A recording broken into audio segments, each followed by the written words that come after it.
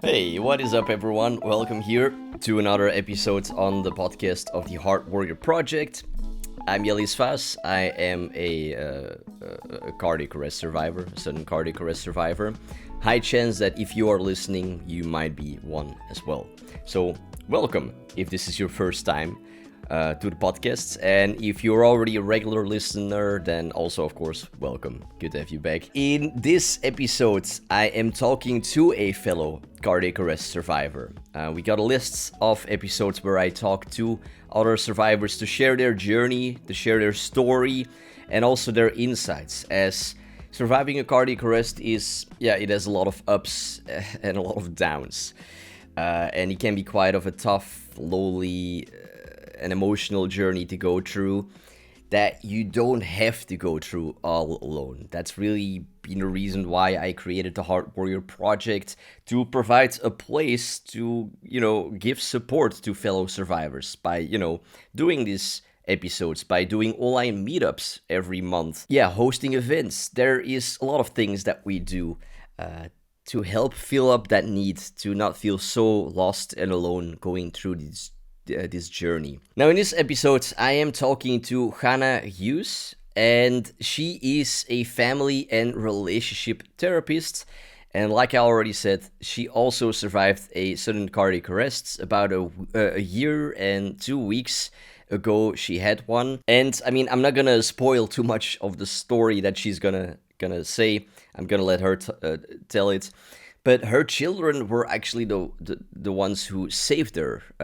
They called the ambulance, they performed CPR. Yeah, it's also a wild story that she has that I can't wait for you to listen to, and to hopefully also gain some insights, some support, and some help to help you on your journey. Now, one thing that I just want to add, and Chana, if you're listening to this episode, then truly thank you for your patience, because there were technical issues during the recording. Technical issues that you are probably not going to notice at all, or just very little. I mean, if you're listening to the audio, then you're not going to notice it at all. But my camera constantly kept freezing, and it was a whole thing.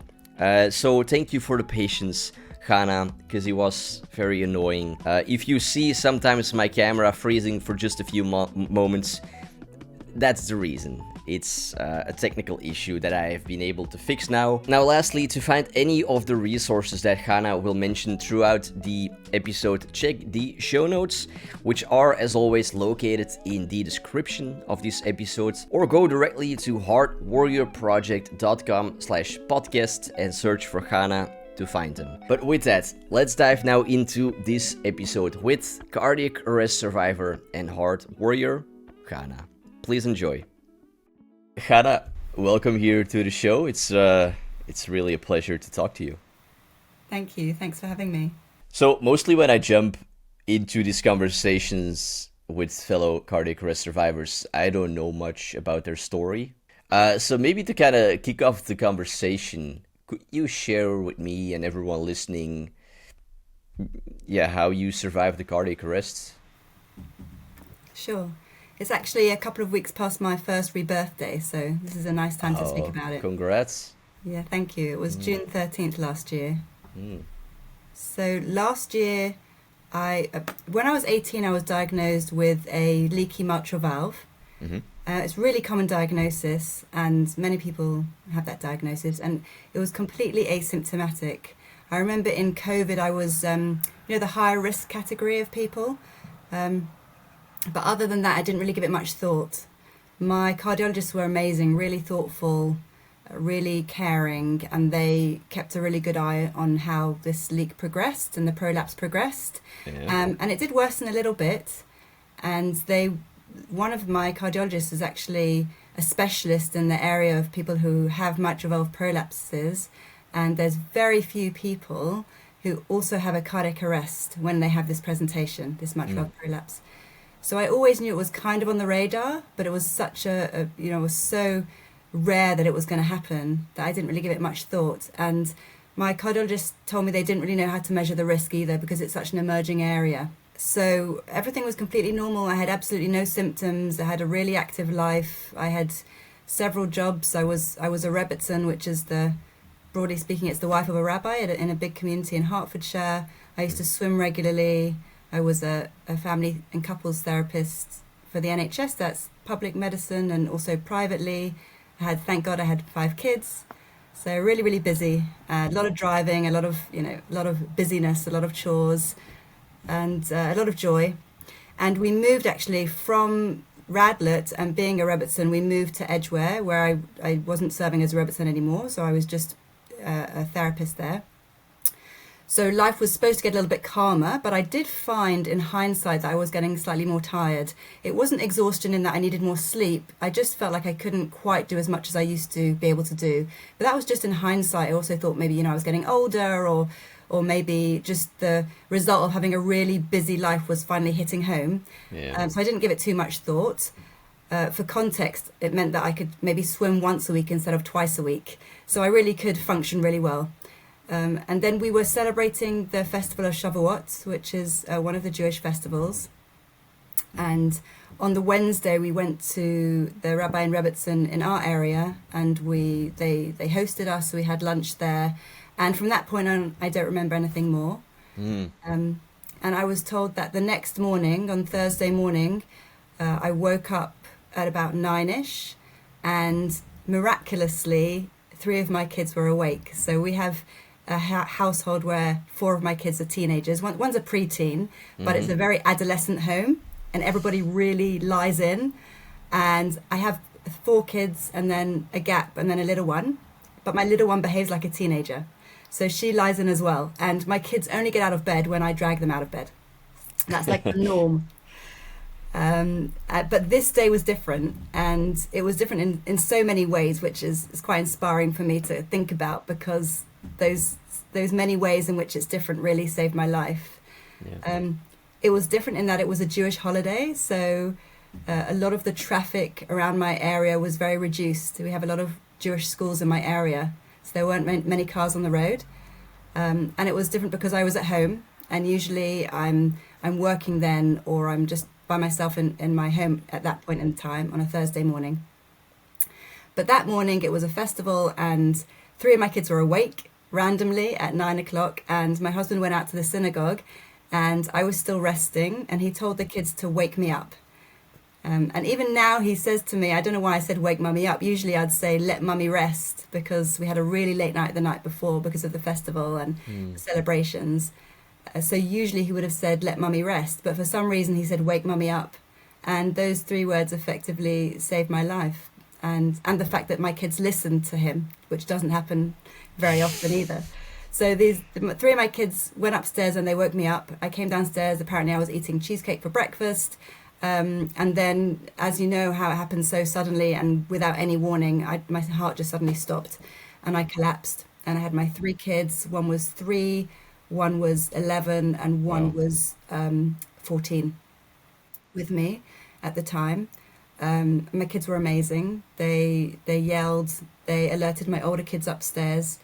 My older 2 kids were 16 and 18 then. My daughter came down and called 999, and she started administering CPR, chest compressions. It was tricky actually, because the dispatcher on the phone, the 999 dispatcher, took a really long time to tell her to do the compressions. So I was 5 minutes without any intervention, at least 5 minutes. And I've gone through that recording and I've really thought about that, and it's part of life and it's human error, but it did mean that it was quite a significant consequence not being able to have any oxygen to the brain for 5 minutes. So my daughter, that had an effect? It did. So that was why my recovery took such a long time. So I do have some hypoxic brain injury, and it did. What do you mean with a long time, by the way? It's now been a year, so now I'm really feeling. It's difficult to describe whether I'm back to myself or whether it's a new normal, but I'm feeling really well recovered now. But I've had a lot of fatigue in terms of my concentration, and I found stimulation really difficult at the beginning. Any stimulation, light, sound. Some of my kids couldn't speak to me because my eldest in particular, he's very into maths and physics, and he doesn't do small talk. when he chats to you, he tells you about the galaxies and the stars and the laws of physics. And I could barely speak to him at the beginning when I first came out of hospital because it was too much stimulation. So that's been a real journey for me, managing that, not just the Wow. physical fatigue, but the cognitive fatigue has been a really long journey. And a lot of that was due to these crucial few minutes at the beginning where I didn't receive the compressions immediately. But the fact that I had any intervention at all really is miraculous. So I try to highlight that perspective.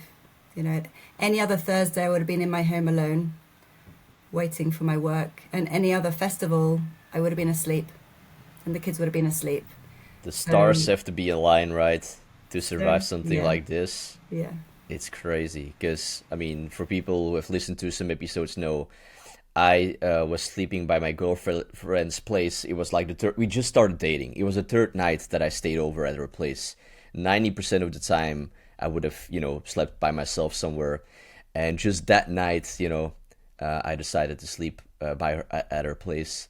And yeah, that's when I had my cardiac arrest. So, how much luck you need yeah, it's crazy. yeah, yeah. Yeah. And I've got a very strong faith, so I see it through the angle of it being miraculous and being blessed and fortunate, and that's been really helpful for me in my recovery journey. That it gives me so much meaning to kind of figure out all those little sliding door moments where there was just that little edge that I could have been 99% of the time I would have been asleep. 99% of the time there would have been loads of traffic on the road and the ambulance would have taken a good 10 minutes to get to me. But that particular Thursday, the roads were clear and the ambulance was just in the neighbouring neighbourhood and got to me within several minutes, within just a few minutes. So, the, recounting those really gives me a lot of energy and a lot of inspiration. Yeah, yeah, can get that. Even though there has been costs, like the fatigue. Yeah, yeah. Getting my head around that was quite difficult at the beginning, I think. I did think about, should I write a letter to the dispatcher? Should I kind of flag it up? There were very small errors, but definitely human errors, nothing out of range, no major outlier where I could point to a significant error that the dispatcher made. It was just a case of she misjudged how much time she needed to try and calm my kids down. She didn't really need that much time, and she misjudged, I think, their ability to decide whether I was breathing or not. And she maybe asked a couple more questions too many. So it was really quite subtle, but all those errors together built up to quite a significant amount of time. So there were some learning moments which I did write to the dispatcher centre and just to highlight for their ongoing learning. But I think it's just part of the package. It's part of being human and it's part of living life and it's part of appreciating that miracles come in all shapes and sizes, some easier to see and some harder to see, but all part of the recovery package. True. Yeah. Mm. And your daughter, how old was she? My daughter was 16. She's wonderful. I mean, all my kids are wonderful, but they're also really regular kids. They're regular kids with regular lives, and I think sometimes we underestimate our kids, or they don't have the opportunity of experiencing enough challenges in their lives, so we don't realize how resilient they are and how strong they are. And they experienced this massive challenge and they really rose to it. Mm. So she started the compressions, and my older son continued them. And then my little one was screaming. My 3-year-old was very distressed, understandably.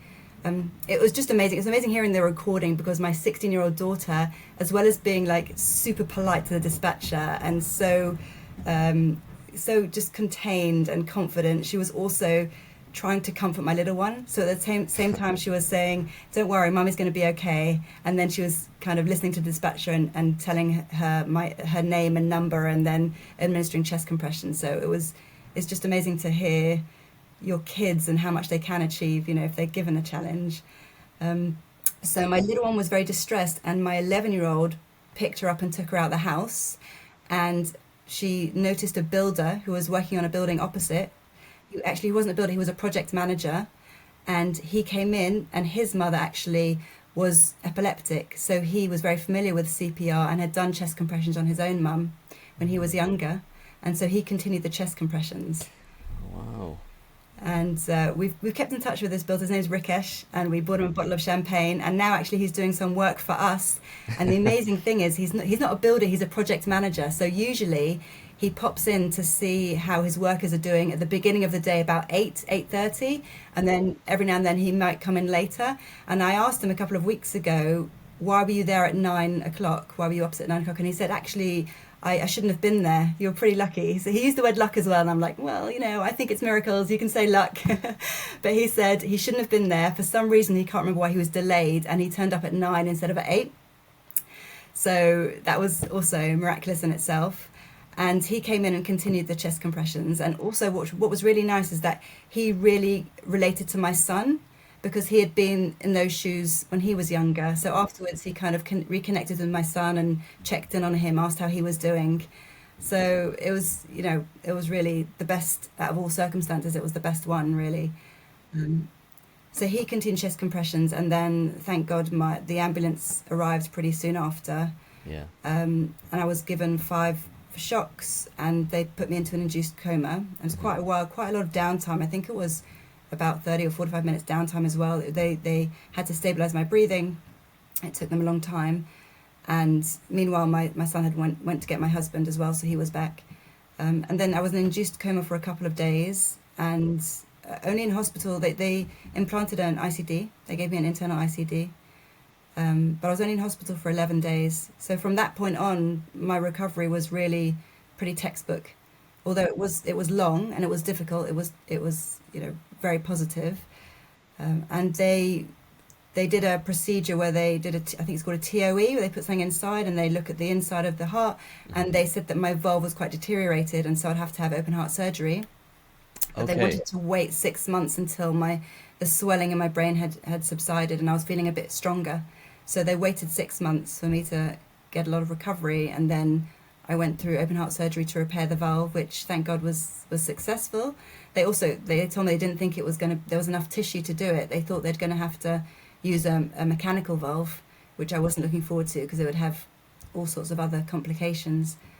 But in the end, that surgery was exceeded expectations as well, and it was successful. They managed to repair the valve, and then it's been around 6 months since then. So I'm just starting to really feel the benefits of a little bit more energy, able to tolerate more activity, and just very grateful. It was an amazing celebration. This first rebirth day, and I know they call it, I'm still trying to get my head around that word, but this first rebirth day was very special and very meaningful.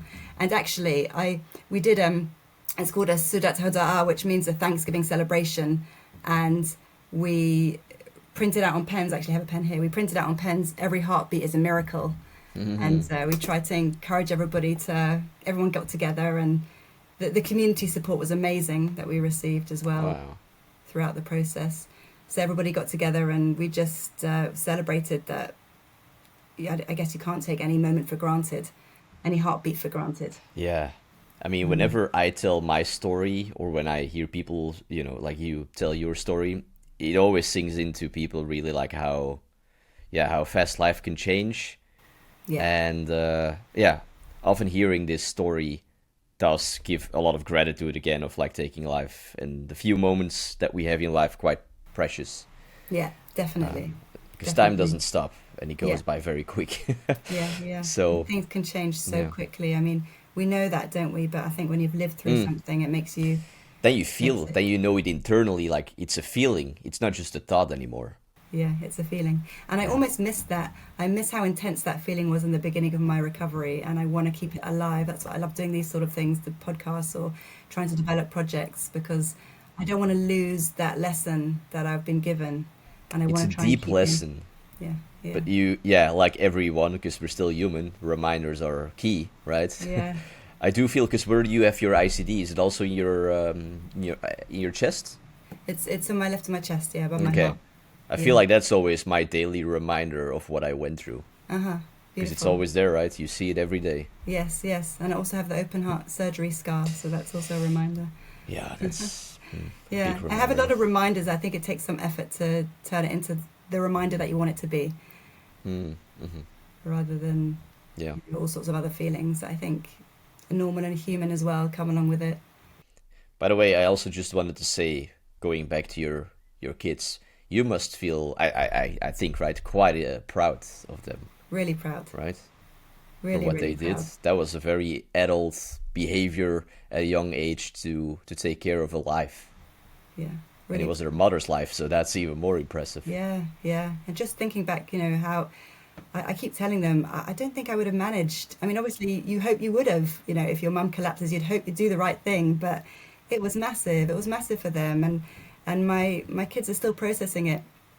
My 3-year-old, who's now 4, still speaks to me nearly every day about it. It was pretty massive, and I am really proud of them. And I think how they've taken it and used it now in their lives. My daughter, my 16-year-old, who's now 17, recently she went on a trip to Hungary, and in the coach, all the kids in her class spoke about different things, and she spoke about her story from her perspective because it was the anniversary, and it was just amazing listening to how it strengthened her faith and how she went through it and how she's processing and getting beyond it. And yeah, they've really grown into this identity of being somebody who's able to save their mother's life. It also comes with a downside. I think once I told one of them, I won't, reveal which one, but I was trying to tell them to go to bed or do the homework or something, and they said, "You can't tell me what to do. I saved your life." Yeah.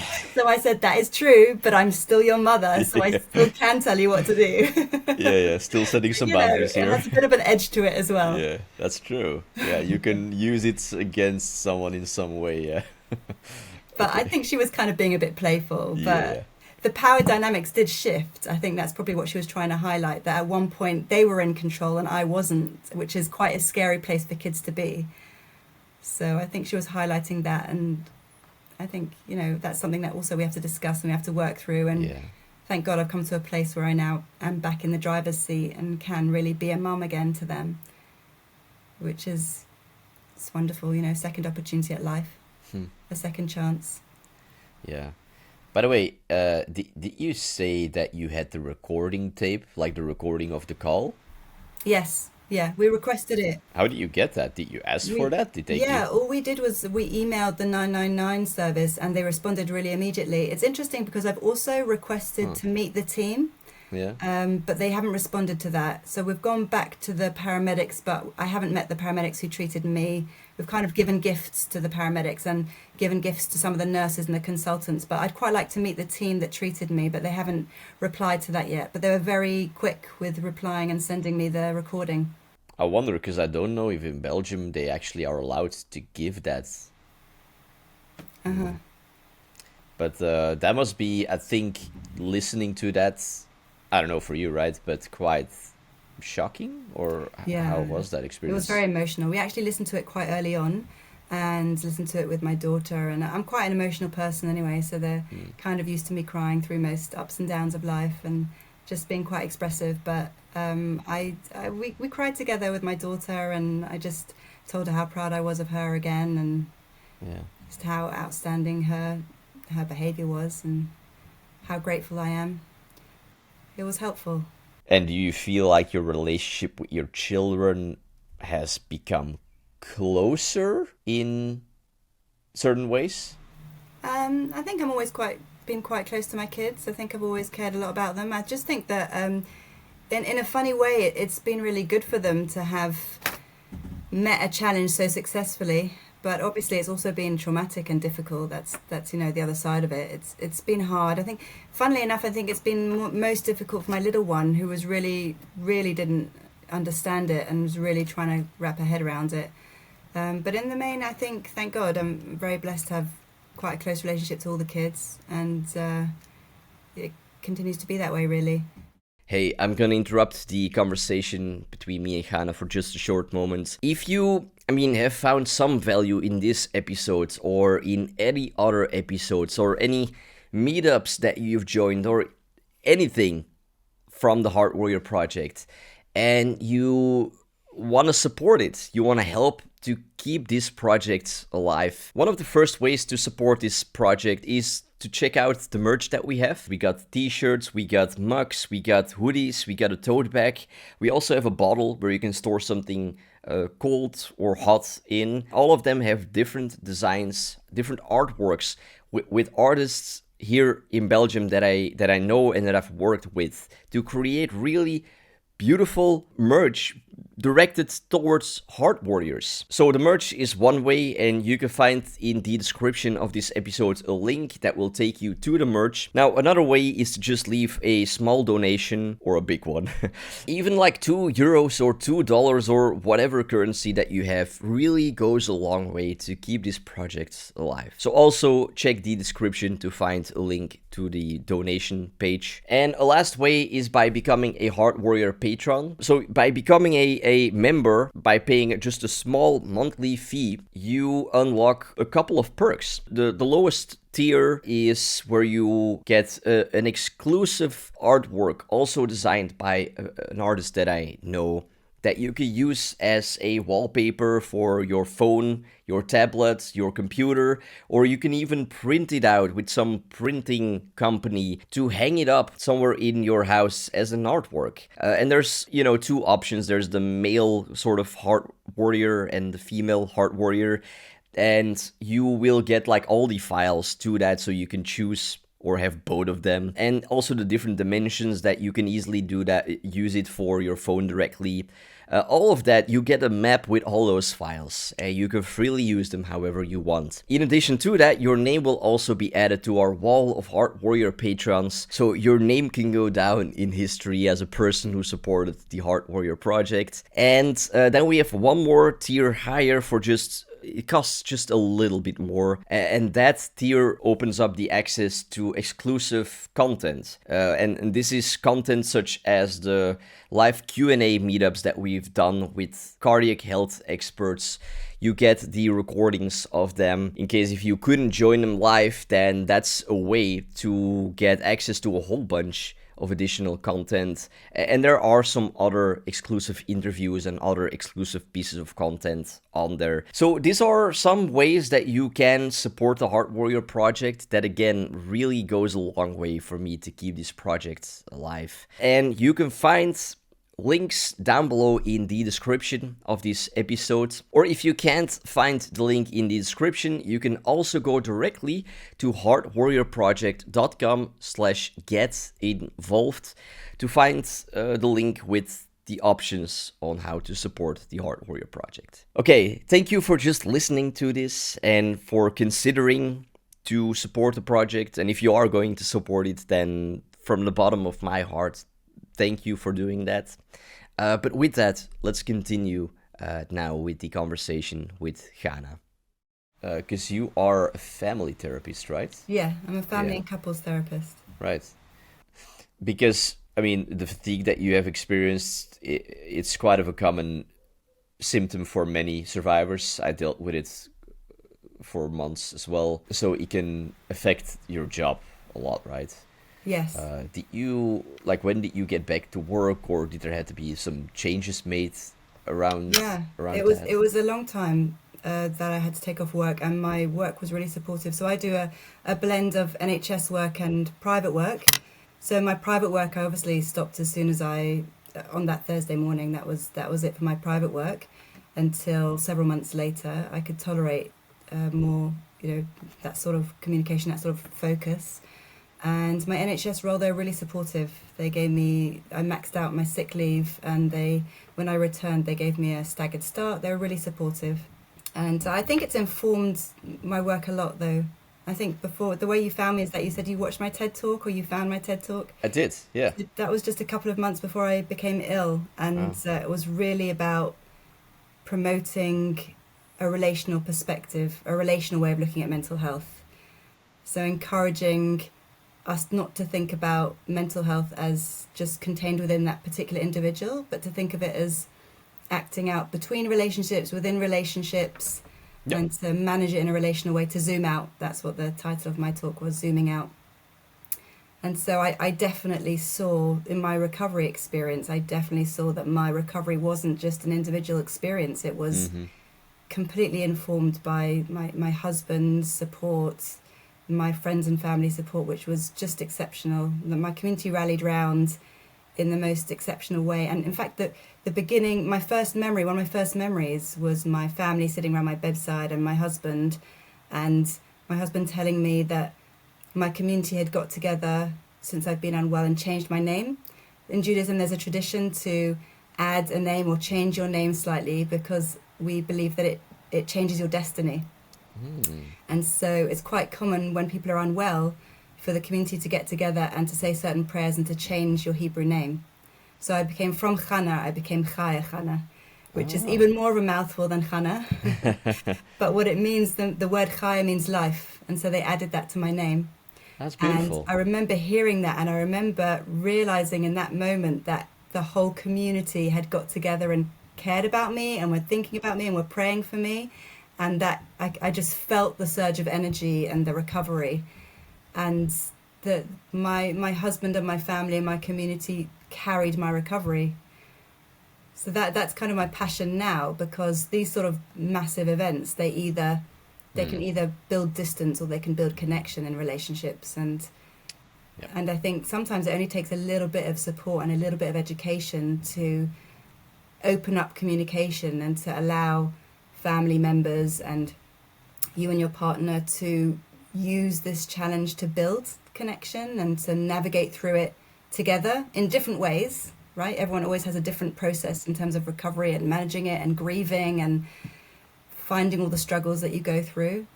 But my passion is to support people to use the challenge to build their relationship and to develop relational resilience and emotional resilience through challenges such as cardiac arrests. Yeah. Yeah, because I think maybe in the email that you sent, if I remember that correctly, right, that you have started a project or something around supporting cardiac arrest survivors? Yeah, it's just really in its infancy, so it's just starting. The website is pretty skeletal, but I'm adding to it. It's called Cardiac Positive Recovery, so it's CPR, and I have a Facebook group and I have a website that I'm building. And I found, like many other cardiac arrest survivors, that when you're discharged from hospital, you really are quite in the dark in terms of the pathway, what's going to happen, what recovery is going to look like. So many professionals you go to, they just don't know. They say, oh, I have no idea, like, let me know. Let me know how it goes. And especially in particular, the emotional fallout and the types of emotional experiences that you might have. And then even more so, really on the edge, is the relational fallout, what it might do to your relationships and how to build that. And it really is a massive gap that I think slowly now survivors are starting to fill.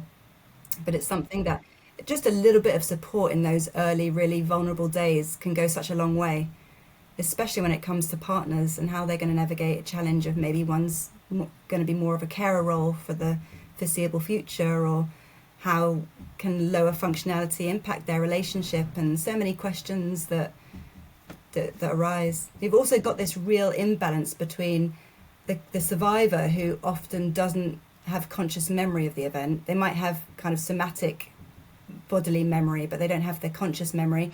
And then you've got the people who helped resuscitate the survivor, or people around who have this traumatic memory, and so they have a very different process that they're going to go through. Very different, yeah. And in families, when you react differently to things, often that's quite difficult. That's quite difficult emotionally, because similarity is safety in intimacy and in relationships. So when people respond differently behaviorally or emotionally, it can get quite difficult, and family members really can do with support to open up communication and just be a bit more explicit about what they're going through, so that those misunderstandings don't develop and build distance. Okay, so this is actually very interesting. So you're not alone as a survivor here, but also as an expert in a way, right? On this topic that affects many survivors for sure. So first of all, for people listening, in the show notes, I will put your website there, the Facebook group. Sure. What's the name of the group actually? Cardiac Positive Recovery. Okay. And the TEDx talk that you mentioned, yours, right? I will also put it in the show notes. Yeah, that was before I was unwell. Life before. Yeah, but yeah. So a question actually that I'm also quite curious on now is, okay, so someone survived a cardiac arrest. Mm-hmm. Their life changes a lot. What could you sort of provide in terms of like maybe advice or things that you've done in your own life to sort of heal as a family together and to move through that without losing each other? Is there something on that you could share to people listening? There's so many things. It's difficult to choose one, but I suppose there's to really prioritize communication and to acknowledge that there's different types of communication. So people, particularly children, communicate through their behavior rather than with their words. So some people might have a time where they want more distance, and that in itself is communicating something, or they might want more closeness and more support. So just being aware that communication can be through behavior and also through words, and trying to encourage that it's okay to communicate difficult feelings, difficult questions, difficult thoughts that people are having, that nothing is too uncomfortable to speak about. Family members might need more privacy to speak about it or more support to speak about it, but it's really important to talk and talk some more, especially in those early days, and open up those communications. And I think that compassion that everybody's taught to have compassion on yourselves, it's also important to have compassionate to others. So when a partner wants a bit of distance or is struggling with the really difficult idea that my partner isn't who she or he was, and that's quite difficult for me, then that's okay that they can have those feelings, and not to try not to take those too personally, just to try and be curious about people's experiences and people's reactions to a really difficult and confusing, complicated set of events. Hmm. Yeah, Those are a few ideas. sure. Yeah, so communication for sure is a big one, right? Sometimes on that I am like that totally key for many things in life, but it's sometimes how do you talk if you don't know how to talk about this, because it's maybe too intense, because maybe you don't have the words for it or something, or any other reason. Is there something on that you know that could help? Sometimes people find it easier to check in and to check in on the language that needs to be used to talk about the talk, to check in to see whether it's a good time to talk. Sometimes people like the idea of using the traffic light system. So, am I green? Am I red? Am I amber? Right. Is it a good time? Because you both need a heads up in terms of this is going to be a conversation that's going to take a bit more effort and a little bit more attention, and do you both have the resources to manage that? And I think it's important to think about what you need in the conversation and to try and keep the sentences about yourself rather than drifting into criticism or blaming, which can then make the other person defensive and can really break down the barriers. So really focusing on communicating your own experiences as sensitively as you can, and then the other piece of it is being aware of the impact of your communication on the other person. So thinking about not just the importance of speaking, but the importance of listening deeply to the other person, and maybe giving them just that extra beat after they've ended their sentence, or doing some active listening, repeating back what you've heard.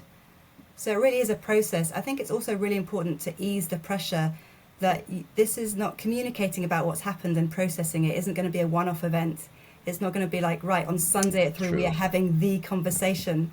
It's part of a process. You can revisit it, you can pause, you can rewind, you can apologize and say that's not what I meant it from this angle. So again, it's relational compassion, really increasing the relational compassion so that you're all going on this journey together, and you can hit dead ends, come back, and then go in different directions and figure a way through.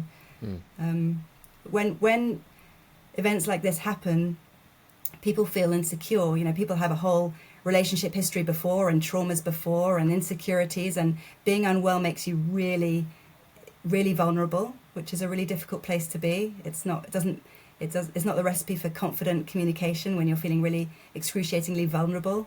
So I think things take time, and things take preparation, and things take revisiting. But slowly you can actually build the skills that you need for emotional, relational resilience that will last you longer term. So it really can be, although it's such an acute challenge, it can also be a real opportunity for growth relationally. I agree. Yeah. Before this, this event, have you had people in your, practice who came to you, who also were dealing with some disease, or even who also had this cardiac arrest?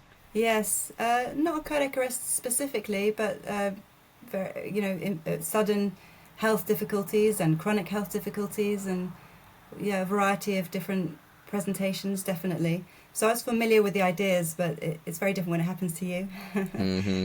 But I do feel quite well equipped to support others now with this personal experience. I really can Your relate perspective to, changed probably, right? yeah, really Yeah. can. I really can appreciate what recovery means and Yeah. how challenging and how long it goes on for, and how patient you have to be, and Yeah.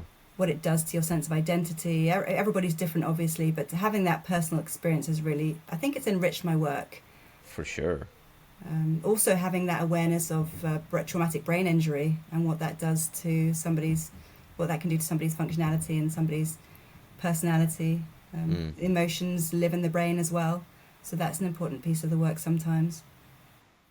What when someone came to you who was facing some illness, some disease, something, and I guess it's also personal on the individual and their situation, but what were some other, what other sort of advices or techniques or things do you sometimes give to people specifically dealing with some disease or something that's really affecting their life? Well, I think one idea is that managing the ups and downs of recovery, right? So that's one of the things that I think nobody ever told me, nobody ever prepared me for. That recovery is not linear, and Yeah. it's not even close to linear. It's not even two steps forward and one step back. It's not. It's like helter skelter and ups and downs, and it just doesn't have a pattern. And I think in some ways then you feel completely out of control, and that's a really difficult place to be as well. So I think I would encourage people during their up moments to really not just enjoy that moment, but also use it a bit more productively in terms Hmm. of communicating to their partner about what's helpful in the lower times and making a little bit of a plan each time. So you're kind of preparing and reviewing that every time you have a bit of an up, just a short conversation where Yeah. you are just preparing for those next downs that often follow the ups. So often people have found that helpful. How do you prepare for the downs though? Like, do you, when it happens, what you Thinking communicate to your about partner? what might you need from your partner. Would you need your partner Right. to take the kids and give you space, or would you need your partner to hang out with you and just expect less? Would you need their company? Would you need them to just get on with their stuff because you felt so guilty that the rest of the time you're holding them up? You'd be happy if they just get on with their stuff, or would that make you feel a little bit rejected or abandoned? Or so do you Hmm. need the connection? How much distance do you need? Practically, do you need more physical support? Do you need to go get a massage? Do you need, what sort of things will you need in your lower times? To trying to think creatively, and equally with your partner or with the other family members who also go through their ups and downs, although they're not as extreme because they're not experiencing the physical recovery, but emotions do go in ups and downs. So equally, I'd encourage them to speak during the times when they need something, if they do need something from you, and if you are able to offer that. I think it's very disempowering when you're struggling through recovery, and if even during your recovery you can find a way to contribute to your relationship, I Hmm. think that really goes a long way, and it brings a sense of fulfillment, and it brings a sense of empowerment. So creating a little plan: what can you do for me? What would you like me to do for you? And what do I need more broadly from friends, family, from other connections? And how might I put that in place before the next bit of the helter skelter where I come hurtling down again? And so I'm a little bit more prepared, as often people often find helpful. To me, it sounds a bit like writing out each other's manual. You know, knowing how can you be there for someone when they're going to a down moment, and really having that a bit listed out, which is actually something that I with my girlfriend, I kind of have like her manual written out with things that I know she likes, things that I know I can do when she's going through a down moment. Reminded me a bit of what you were sharing. Yeah, yeah. And also, I think open to the idea that it can really change. So I think reviewing it, checking in with each other and reviewing it regularly, because Yeah, things change so quickly, especially in recovery. they do. And your needs can change. What you can contribute to a relationship can change so quickly. Yeah. And like you said, it's not linear, right? It's very Yeah, much a roller coaster with really, really not linear. Yeah. many feelings. Yeah. Yeah. Um, Let me ask you. this question, because it's been now what, over a week, a year and 2 weeks that you said, right? Hmm. Yeah. What do you feel is still like difficult to communicate to the people around you who have not gone through this experience that you have, if there is anything at all, right? Yeah, I don't think there's one massive thing that's difficult to communicate to people. Um, I think this combination of being so grateful with what I've been given back, and so grateful with how successful my recovery period has been. That's just really wanting to hang on to that. Right next to the fact that there's still some bits and pieces I can't do, and that's just so frustrating. I think holding those two really opposite feelings together is quite difficult to communicate sometimes. And when I'm describing how frustrated I am at still having a few things that I can't do, Hmm. it doesn't take away from my enormous gratitude that I've got everything else back. I think sometimes the balance between those two is difficult to communicate. But in the main, I think I've been really, really fortunate that my recovery process has been so successful and miraculous, really. Hmm. Um, Yeah. there's not too many things that's difficult to communicate right now. Okay. All right. That's good. Yeah. What I've heard from many people who had a cardiac arrest, what I've experienced, maybe you have it as well in some way, is that we look quite normal from the outside, but Yeah. like the fatigue, that can Mm. really, especially certain days, feel almost like a disability in a way, right? That you Yeah. just can't do things, and when you are like young, like we, are, it's Youngish. extra frustrating, I Yeah. think. Yeah. And one of the workshops that I give, I've given some workshops as well through my website and Facebook group, is the title was "But You Don't Look Ill." How to Mm, manage people's comments and how to make the most out of your support network. interesting. Right from the beginning, when I was literally, one day out of hospital, people said to me, "But you look great," which was a kind of a compliment, but it really minimized my experience that I was feeling really, really not great. Exactly. And I wanted people to really acknowledge that. And I found that that piece was sometimes, in people trying to support me and give me compliments, that piece was sometimes overlooked, which was a bit difficult. So I would advise people to think of advocating for their own illness and describing what it feels like on your illness's behalf, just like you'd have a client and you'd advocate for how they feel. Just to take the opportunity to inform people and educate people, because people don't mean to say these comments, they just say what they see. That's true. They don't appreciate that it doesn't land the way they want it to land. So just because your illness and your struggle isn't visible doesn't mean that it's not there. And you can advocate and you can educate others, and they like the feedback. I think people are our support network also need the feedback from us so that they can get it right and they can readjust and pitch their support so that it lands helpfully for us. Yeah, those who care do want to understand what you're going through. Yeah, Yeah. yeah. And before I was unwell, I remember saying the dumbest comments to other people who were ill. Hmm.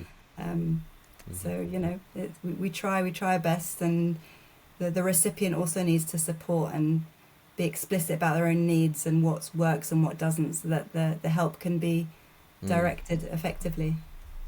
Yeah, yeah, I agree. Yeah, it can be hard though to allow. Um, maybe that's a different thing, but allowing what you feel, especially when you're young and you know how you used to be, Yeah, full of energy or at least more energy. It's hard to yeah. allow the changes that you're going through. That is really tough. That's a really difficult, especially the younger you are. So I'm not as young as you, and probably don't feel it as acutely. Hmm. But that is a really it's a grieving process, isn't it? It's grieving the Exactly. life, the energy that you had, and Yeah. that's painful. Yeah. And you kind of do have to go through those uncomfortable feelings to come out the other end. Yeah. Yeah. But it is Yeah, grieving. It's, I mean, yeah, yeah, it's losing some person that you used to be, or some yeah, aspects of that person, right? yeah, And having these new insights, this new wisdom, but also these changes that you have to deal with. So, yeah, it's, yeah, It really is both those feelings and both those feelings together. Mm-hmm. It's the grief, but it's also the appreciation and gratitude and the I guess I am enjoying my new perspective Mm-hmm.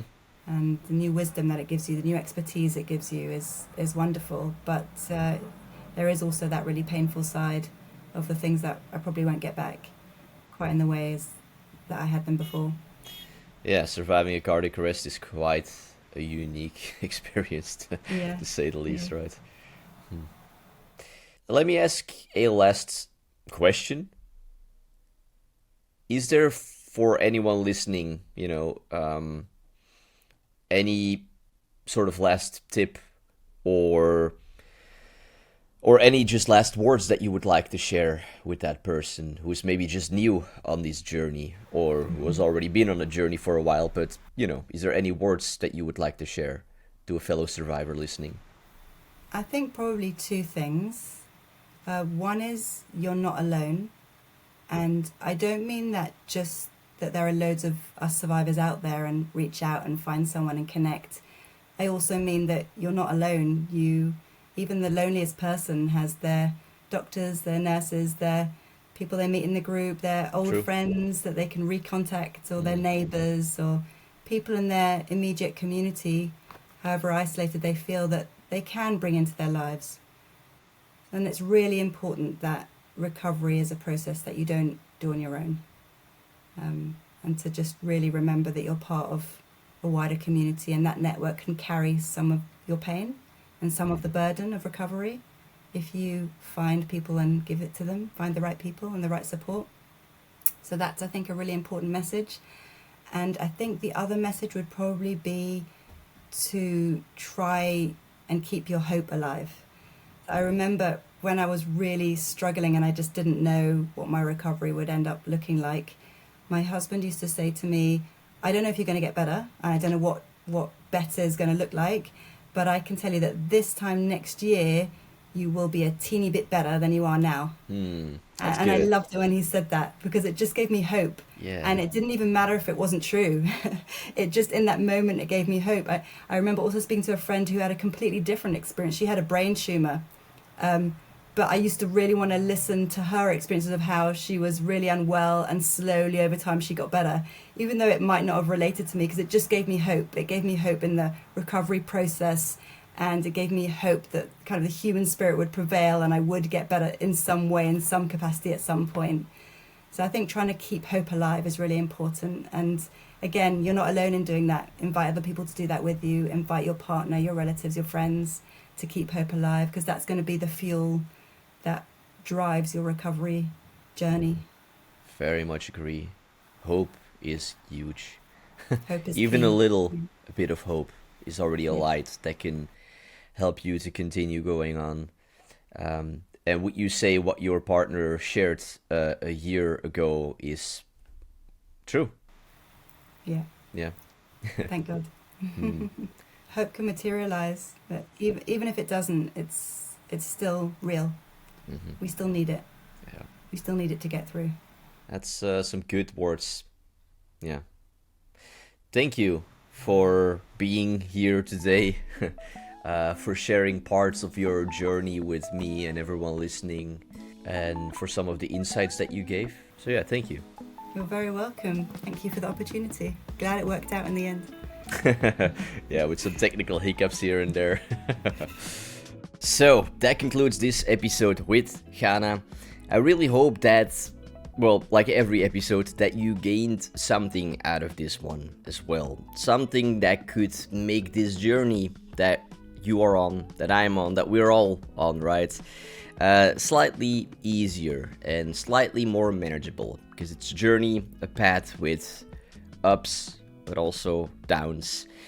But it's also a journey that you don't have to take all alone, and I hope episodes like this can provide already some support. Now, to find any of the resources that were mentioned in this episode, such as Hannah's TEDx talk, her website, cardiac positive recovery, and any other, resources and additional ones, check the show notes, which are located in the description of this episode. Or, you can also go directly to heartwarriorproject.com/podcast and search for Chana to find the show notes. But with that, perhaps I get the chance to welcome you on another episode, or hey, maybe I get the chance to welcome you on one of our online meetups. Either way, I hope I have the chance at some point to say hello again to you. Until then, this is Jelly's Vas, signing off. Bye. Oh, one more thing before you leave. If you want to help keep the Heart Warrior Project alive, there are a couple of ways that you can support the Heart Warrior Project. One is through our merch. We have t-shirts, we have pullovers, we have mugs, we have a tote bag and a bottle that you can use to store warm or cold, something warm or cold in. There are some options with different designs. I work with artists that I know here from Belgium to make really some unique artwork directed towards Heart Warriors. Now, other than that, there is also, you can also just leave a small donation, like even €2, $2, or whatever currency that you have. Goes a long way in helping to keep this project alive. Or a last way to support the project is to become a member for a monthly fee. It's actually a very small one. You will get access to several perks. The lowest tier, and there's just two, is where you will get an exclusive artwork, something that I also created together with an artist here in Belgium that you can use as a wallpaper for your phone, for your tablet, for your computer, or you can even print it out and hang it in your house. Additionally to that, there is also the perk that your name will be added to our wall of Heart Warrior Patreons, and your name will go down in history as a person who supported the Heart Warrior Project. And then if you go one tier higher, which is it costs just a little bit more, then you get access to exclusive content for members only. And this content includes Q&A episodes, Q&A meetups that we did live. You get access to the recordings of those meetups. So how to find,